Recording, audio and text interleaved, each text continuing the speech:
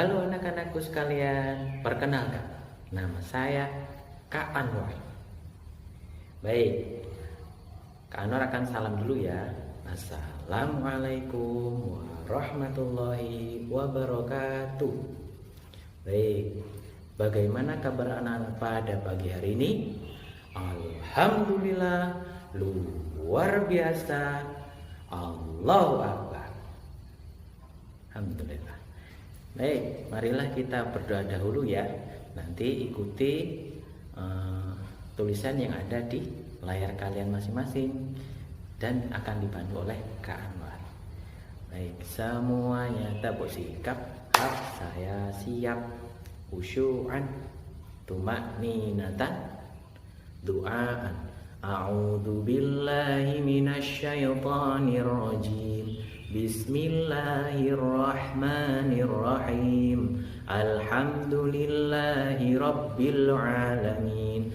Ar-Rahmanir-Rahim. Maliki yaumiddin. Iyyaka na'budu wa iyyaka nasta'in. Ihdinas siratal mustaqim. Siratal ladzina an'amta 'alaihim ghairil maghdubi 'alaihim waladdallin. Amin. Rabbi zidni 'ilman warzuqni fahman. Ya Allah, tambahkanlah aku ilmu pengetahuan dan berilah aku pemahaman. Amin. Alhamdulillah, kita sudah berdoa dan selanjutnya adalah pembelajaran yang akan kita pelajari. Baik, anak-anak sekalian, bertemu lagi dengan Kak Anwar. Baik, hari ini kita akan belajar tentang bersih itu sehat. Sebelumnya Kak Anwar nanya, apa itu bersih? Bersih itu artinya bebas dari kotoran.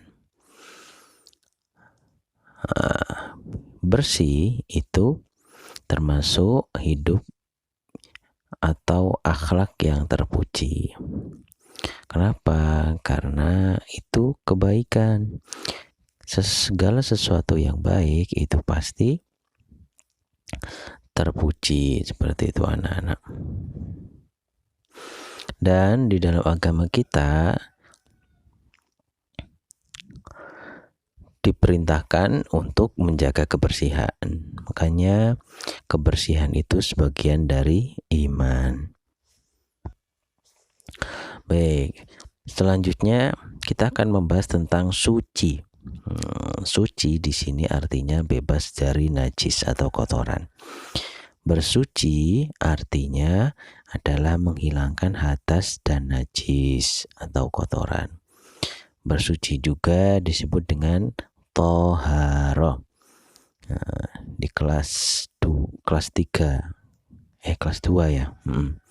Kelas 2 itu sudah kita bahas dulu waktu kalian kelas 2. Seorang muslim harusnya itu menjaga kesucian diri dengan apa? Dengan banyak caranya. Dengan mandi, dengan wudu, dengan tayamum. Dan itu dibersihkan dengan media air. Kalau nggak ada air, ya boleh yang lain tapi yang bersih. Batu, tanah yang kering, kertas atau daun, tapi yang bersih, seperti itu anak-anak. Air pun itu juga harus bersih. Kriteria air yang suci dan bersih itu adalah tidak berbau dan tidak berwarna. Baru boleh dipakai bersuci. Contoh, air sumur, air hujan, dan yang lain-lain. Nah, selanjutnya, apa sih najis itu? Nah, seperti yang Pak Anwar sebutkan tadi, najis itu adalah kotoran. Menurut istilah, kotoran yang harus atau wajib dihindari oleh setiap umat Islam itu namanya najis. Terus ada beberapa jenis najis. Yang pertama itu adalah najis mukhaffafah. Mukhaffafah atau najis ringan artinya itu. Yang kedua najis mutawasitoh atau najis sedang. Yang ketiga najis mughaladhah atau najis berat. Nah, di sini kita akan membahas tentang cara mensucikan 3 najis tersebut. Yang pertama, najis mukhaffafah. Najis mukhaffafah yang termasuk najis mukhaffafah itu adalah diantaranya kencing bayi laki-laki yang belum makan. Jadi yang belum makan apapun di dunia ini, yang belum makan spaghetti, belum makan mie, yang belum makan ayam, jadi makanan-makanan yang berasal dari dunia ini. Jadi bayi tersebut hanya minum susu saja, minum susu ibunya sendiri. Nah, itu kencingnya bayi seperti itu disebut najis, atau contohnya najis mukhaffafah, najis yang ringan. Cara mensucikannya itu cukup memercikan air yang suci dan mensucikan pada benda yang terkena najis. Misalkan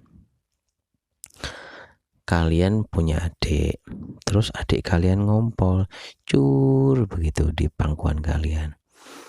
Nah, cara mensucikannya apa? Dengan memercikan air.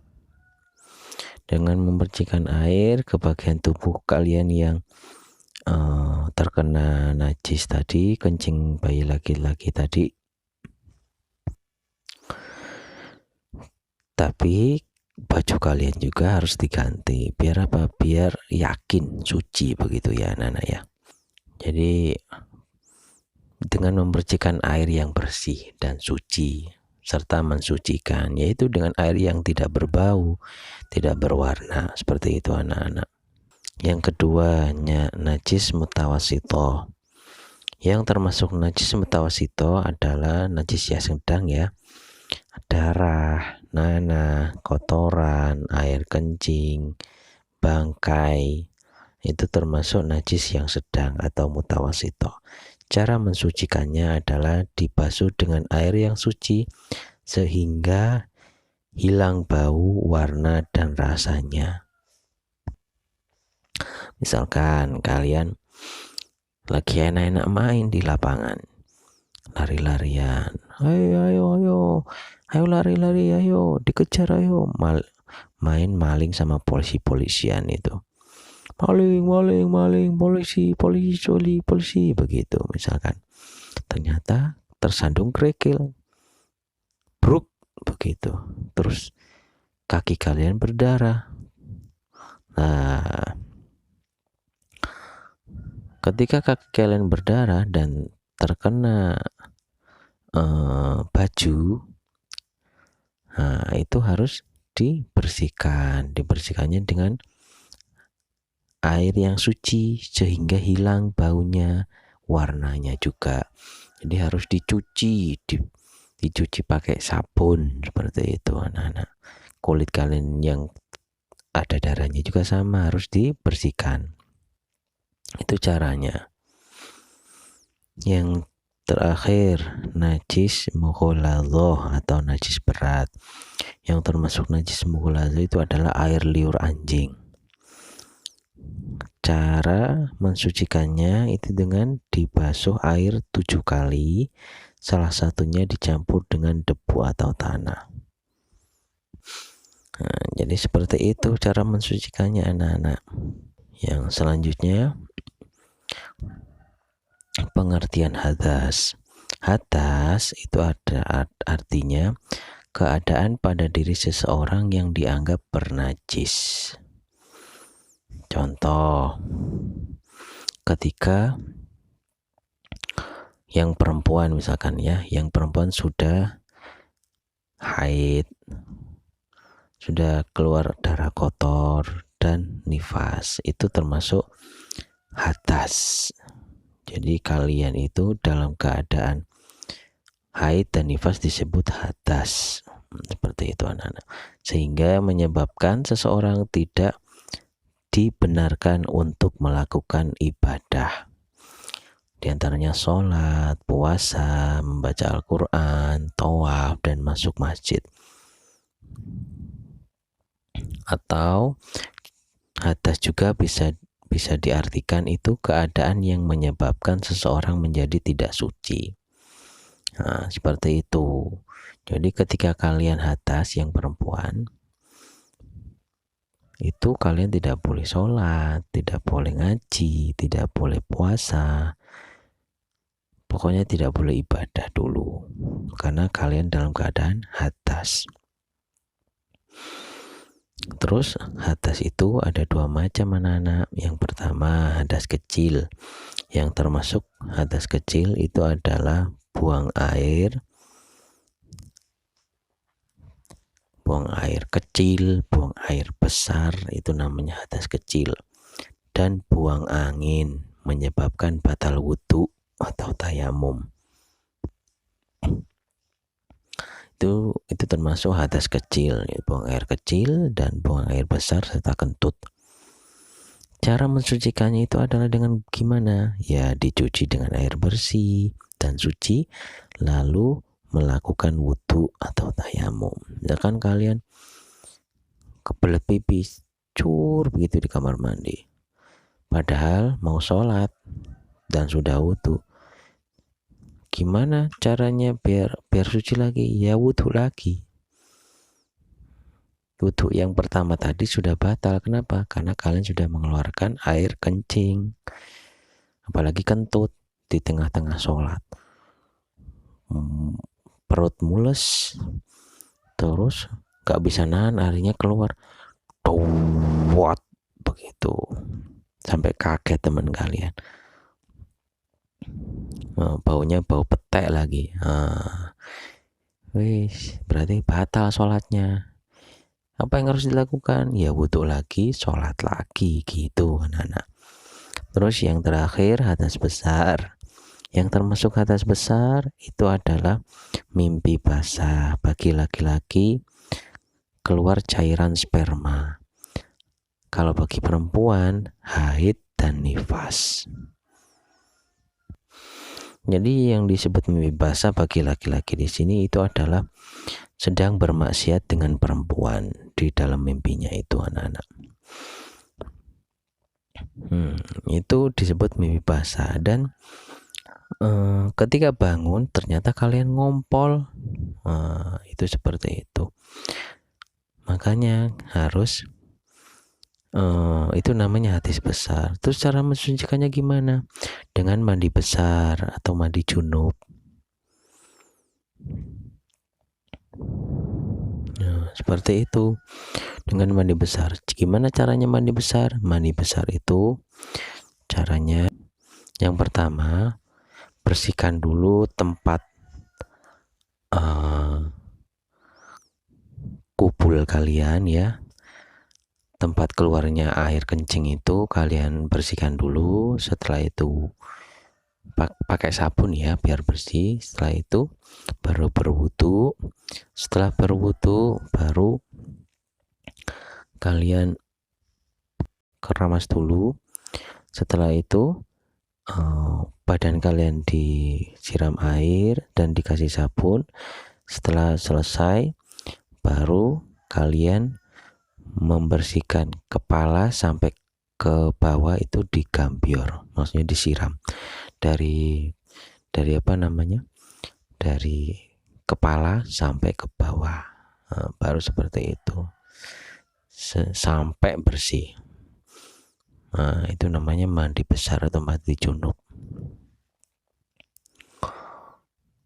Terus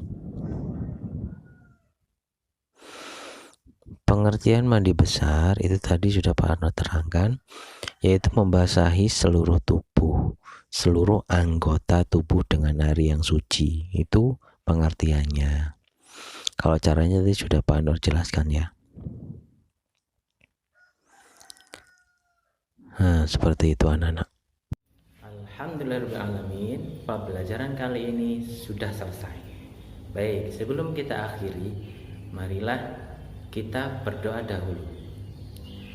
Baik, semuanya tabuk sikap, saya siap, khusyu'an, tumakninatan, du'aan.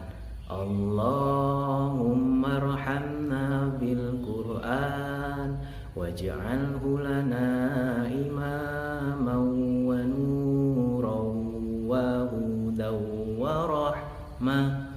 Allahumma dzakirna minhu ma nasina wa 'allimna minhu ma jahilna warzuqna tilawatahu ana al-laili wa atrafan nahar waj'alhu lana hujjatan ya rabbal alamin.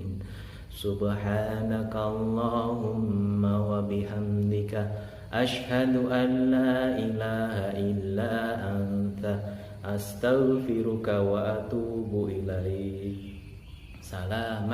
Assalamualaikum warahmatullahi wabarakatuh. Dadah teman-teman, see you next time ya. Ila liqa.